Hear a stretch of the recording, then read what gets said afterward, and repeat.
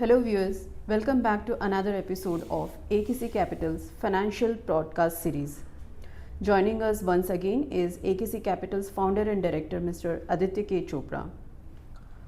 As we continue this month's theme, smart savings and debt management. So, this second week topic is how inflation silently erodes your money. Your 1 lakh in a savings account may feel safe, but in reality, it could be quietly losing value every year. Inflation is often called a silent thief because it reduces your purchasing power without you even noticing it. In 10 years, that 1 lakh may only buy what 58,000 rupees buys today. Let's understand why inflation matters and how investors can protect themselves from it. Welcome Aditya again. So my first question to you, what is inflation and why should it worry me as a saver? Thanks Shweta for putting forth that question, and I think this month's topic is very pertinent. What is inflation? How does it impact you and your savings? Well, inflation is nothing but, simply put, it's the annual increase in the prices of goods and services, right? And I would kind of emphasize in the annualized increase in prices. To give you example, today, let's say we are in early July. The expected inflation around April end was around 3.48% in India, and we believe that May end inflation numbers would be closer to around 4%. So let's say if your monthly grocery bills today are around 10,000, so a year later we expect them to be around 10,400 because the prices actually increased by annualized 4% approximately. Similarly, I think the other component that one needs to take in mind is also your lifestyle inflation. You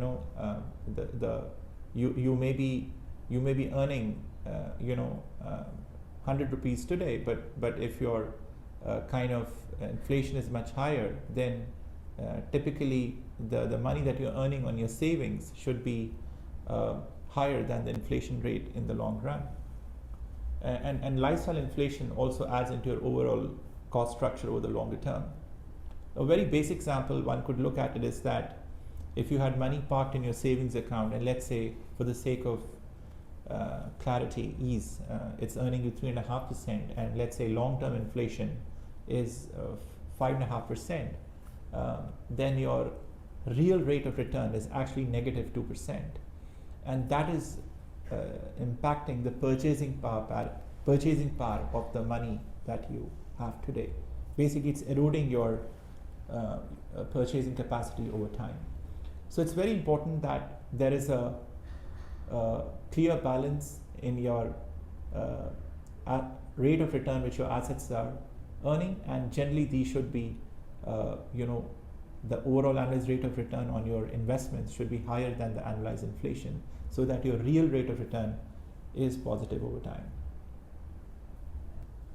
My next question, can you explain how much money am I actually losing by keeping my savings in traditional savings account?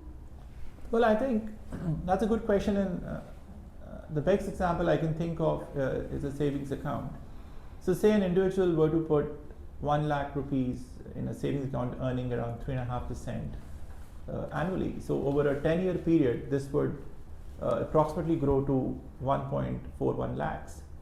And this money over 10 years would help you buy, which is worth only 82,000 today. So actually, if you see, your purchasing power has decreased by 18,000 rupees, which is 1 lakh minus 82,000. On the other side, if you were making an investment of 1 lakh, let's say in an equity asset, for example, let's say an equity mutual fund, a diversified equity mutual fund, having a CAGR of 12% annualized, this would grow to roughly 3.1 lakhs over the same period of 10 years. And then this money would buy what 1.82 lakhs buys today. So actually your purchasing power has actually increased by 82,000 rupees, which is 1.82 minus 1 lakhs. So it's very important that the purchasing power keeps growing over time in line with increasing inflation in an economy. My third question to you: why is inflation especially dangerous for retirement savings? Well, I think inflation has a significant impact on retirement savings, and this really gets compounded over decades. So to put that in context, the purchasing power of 1 lakh rupees today, let's say at an annualized inflation of 5.5%, were to erode by 40% in the next 10 years, and over a 20-year period, that erosion could probably go to around 64%, and over a 30-year period, it goes to around 79%. So to put that in perspective, a retiree who's needing, let's say, 50,000 per month today, and looking at the same inflation rate of 5.5% annualized, would be needing around 86,000 rupees per month 10 years from now, and that amount actually grows to 1.48 lakhs roughly over a 20-year period. You see, inflation is actually adding up to your expense, and it gets compounded over a decade, over several decades. So what is more important is that there is that one maintains purchasing power of the incomes earned, and that there should be real growth in one's investment over time. This brings to our final question: how can individuals protect their money from inflation and ensure their wealth continues to grow over the time? What practical steps would you recommend to our viewers? I think that's a brilliant question, and I think a very brief answer to that is that always make your investments where the returns from those investments are more than inflation in a simple context. But I think what is more important for viewers to understand here is that for what time duration do you make your investments? So as a rule of thumb, what we're saying is that if you're making investments less than 3 years, then you could probably put it in liquid or short duration funds or medium term fixed income funds, which are typically giving you 6.5 to 7.5% annualized. And the second bucket could be investments that you generally make for more than 3 years, and let's say up to 7 years.